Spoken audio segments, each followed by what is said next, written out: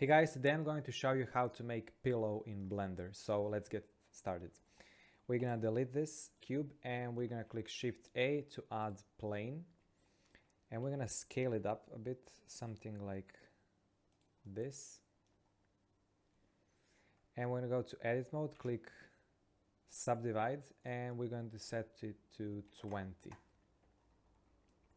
Now we're gonna click E to extrude it upwards, something like this. And we're gonna add a loop cut over here. We're gonna click scale, and when we go to object mode, you're gonna end up with this object. Now when you click on this object and go to physics, cloth, we're gonna check the pressure and put it to, let's say, 2.5, and fill weights, we're gonna set gravity to 0. Now when you click play button, you're gonna end up with this.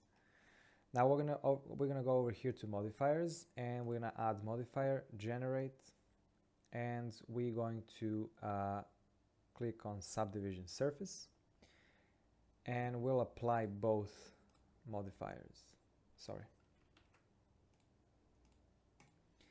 You can also add shade smooth, and basically you have your pillow. Thanks for watching. Make sure you subscribe, and I'll see you next time. Bye.